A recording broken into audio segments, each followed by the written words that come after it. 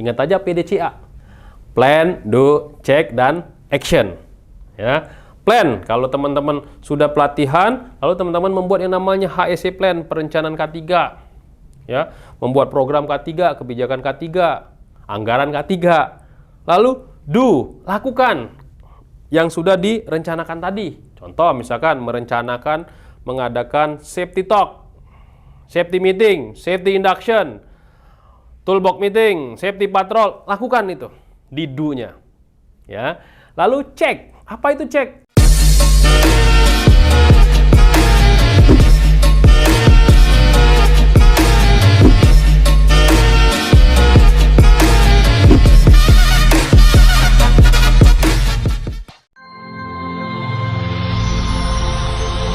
Video ini dipersembahkan oleh Mediatama Academy.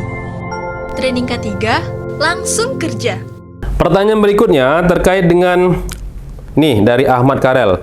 Apa bedanya pembinaan dan sertifikasi ahli K3 Muda BNSP dengan pelatihan uji kompetensi ahli K3 Muda? Nah, sebenarnya ini satu paket nih. Pembinaan sertifikasi itu istilah untuk pelatihan yang Kemenaker. Tapi kalau sudah disebutkan BNSP sama BNSP ya sama aja. Ya, kadang metode marketingnya aja membuat pembinaan dan sertifikasi. Nah, pembinaan itu bahasa dari pihak kementerian, bukan pelatihan ya.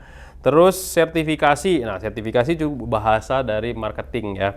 Tapi kalau ada namanya uji kompetensi, berarti itu adalah ketika orang mau mendapatkan sebuah sertifikat dari BNSP maupun apapun itulah. Ini kalau mencontohkan di sini ahli K3 Muda, harus melewati namanya uji kompetensi. Nah, uji kompetensi ini dilakukan oleh LSP yang sudah terlisensi oleh BNSP. Nah, kadang nih lembaga pelatihan seperti Mediatama juga lakukan, sebelum diuji kompetensi, si peserta tadi harus dididik dulu supaya dia bisa menjawab ataupun merefreshment terkait dengan materi-materi K3 dia pada saat waktu dia bekerja atau pada saat dia pernah ikut pelatihan-pelatihan sebelumnya. Jadi di refreshment dulu, disesuaikan dengan SKKNI ataupun dengan skema yang dia ambil. Baru nanti kalau udah siap diuji kompetensi.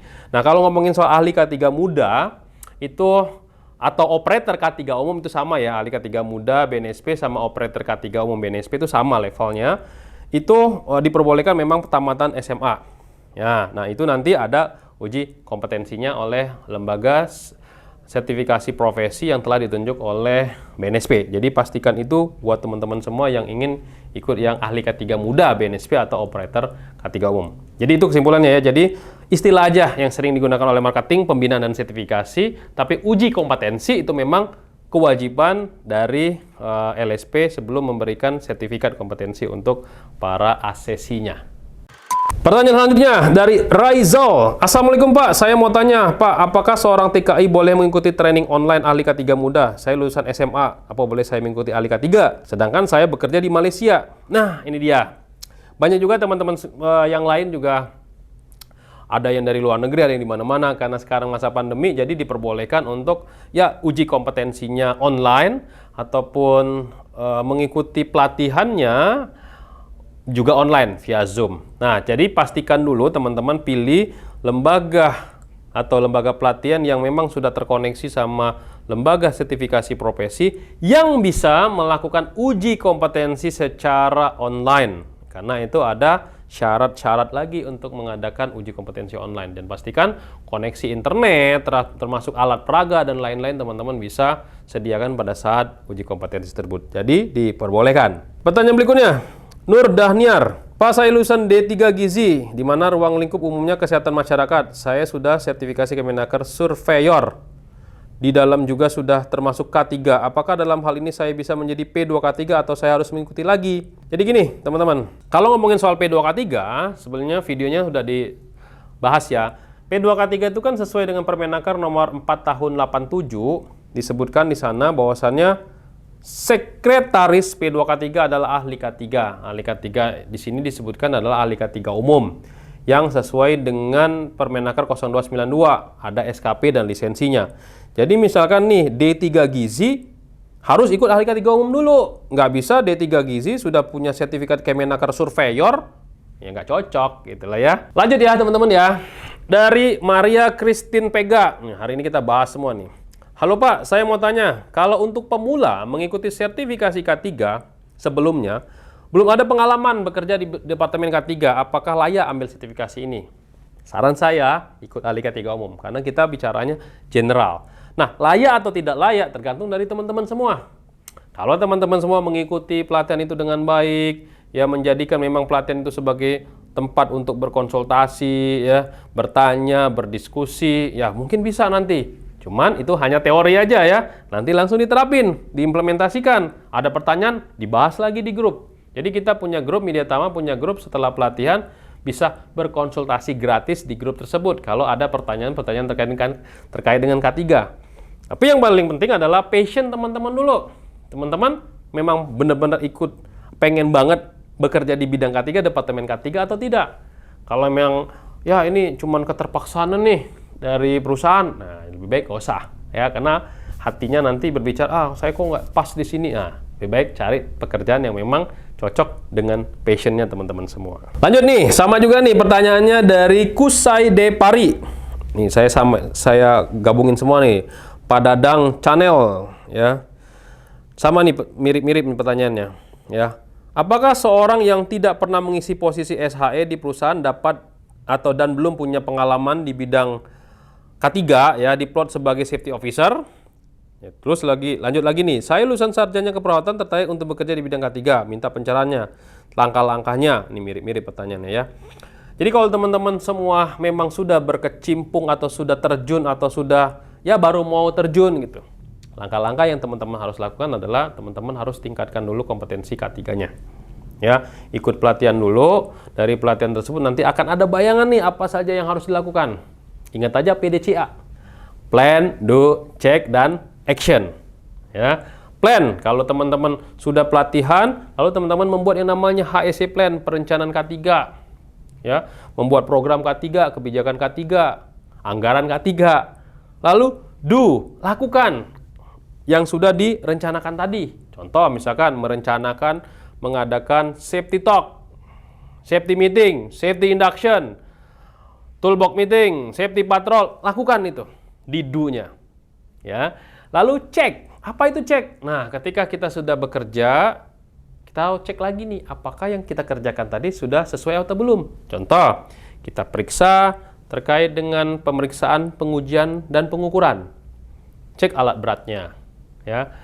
Cek kesehatan pekerjanya, ya. Cek instalasi listriknya, cek. Dan terakhir adalah audit internal. Nah, itu PDCA, ya.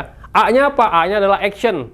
Lakukan tindakan perbaikan secara terus-menerus. Caranya gimana? Kalau sudah diperiksa, diukur, lakukan pemeriksaan, pengujian, dan pengukuran, audit internal kan ada hasil.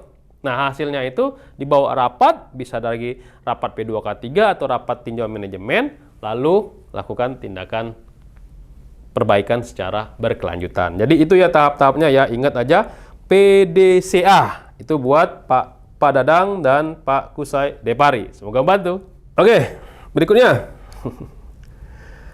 Dari Kama Zizan Alzeni. Gue sempat bingung nih, temen gue udah lulus training K3 listrik.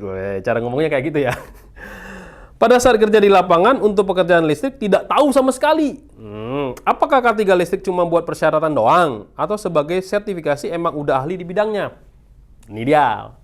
Kalau sudah teman-teman ambil yang spesialis, ahli K3 spesialis listrik, hati-hati nih teman-teman ya. Dulu Kemenaker itu membuat kebijakan ketat banget ya. Siapapun yang ikut ahli K3 spesialis harus sudah ahli K3 umum dulu. Nah, dulu gitu bunyinya ya. Nah, tapi sekarang agak dilonggarin mungkin karena banyak permintaan dari perusahaan-perusahaan yang mau ada sertifikasi untuk spesialisnya tanpa ikuti ahli K3 umum. Jadi diperbolehkan sekarang. Nah, kualitas dari si pesertanya itu sendiri, karena sudah dilonggarin, peserta masuk ya, dia belum ada background sama sekali di bidang K3, terus ikut training ahli K3 listrik. Waduh, itu pusing banget. Kenapa? Ahli K3 listrik itu pelatihannya itu teman-teman 17 hari. Puyeng banget. Yang ngisinya nih kalau di Media Tama tuh ada dosen dari PNJ, ada dosen dari ITB. Dan isinya itu pelatihannya bukan di K3 aja, tapi di hitung-hitungan. Ada workshopnya. Ya, prakteknya pun dipraktek di lab-lab. Semua dimainkan. mempraktekkan bagaimana pengukuran, grounding, panel, dan masih banyak lagi nih. Ya, ada juga genset, ya, banyak banget. Jadi kalau misalkan teman-teman belum ada pengalaman di bidang listrik atau belum ada pengalaman sama sekali di bidang K3, saya saranin jangan ambil yang ahli K3 spesialis. Ya, khususnya bidang listrik. Karena syarat aja untuk ikut ahli K3 listrik ini harus teknik loh. Ya, atau non teknik tapi sudah memiliki pengalaman 3-5 tahun supaya bisa nyambung ilmunya. Jadi kejadian dengan Pak Kamal Zizan Al-Zaini ini bisa jadi yang ikut pelatihan itu hanya untuk memenuhi syarat kompetensi untuk ikut tender. Bisa jadi kayak gitu. Ya, jadi ada perusahaan beberapa kali ngirim peserta ke kita, dia sebenarnya sehari-hari seorang admin. Karena nggak ada orang lagi yang training 17 hari karena ngeganggu kalau anak-anak lapangan disuruh training 17 hari, dia pakai temennya yang admin ikut pelatihan ahli K3 listrik. Yang terjadi apa? Wah, termehek-mehek dia ngikuti proses pelatihan tersebut. Pas ditanya, kok Anda nggak nyambung-nyambung, kok Anda nggak bisa pas praktik juga, ada OJT-nya juga, on the job training tuh. Wah, itu sampai nggak kelar-kelar. Ingat ya teman-teman, ahli K3 listrik itu kan dapat sertifikat SKP dan lisensi. Nah, ketika kita sudah dinyatakan lulus, hanya sertifikat aja loh yang dapat. SKP dan lisensinya didapatkan pada saat setelah menyelesaikan OJT. OJT-nya di perusahaannya masing-masing. Man, jangan masuk dulu, bunyi. Nah, jadi gitu teman-teman semua. Jadi kalau teman-teman semua ikut ahli K3 listrik, ketika sudah dinyatakan lulus, dapat sertifikat, nggak semata-mata langsung lulus aja. Enggak. Jadi, dapat sertifikat, tapi SKP dan lisensinya nggak dapat. Harus OJT dulu. Nah, OJT-nya pun dibuat di perusahaannya masing-masing. OJT-nya jadi, nggak langsung di-approve. Jadi, harus diperiksa dulu. Ya, diperiksa dulu. Baru misalkan dari pihak Kemenaker oke, baru nanti bisa dilanjutkan untuk mendapatkan SKP dan lisensi. Ingat, SKP itu adalah penunjukan kalau dinyatakan kita sebagai ahli K3. Kalau sertifikat, ya hanya sertifikat pelatihan aja. Gitu ya teman-teman ya, pastikan teman-teman punya SKP dan lisensi agar dapat ditunjuk sebagai ahli K3 di perusahaannya masing-masing. Semoga membantu.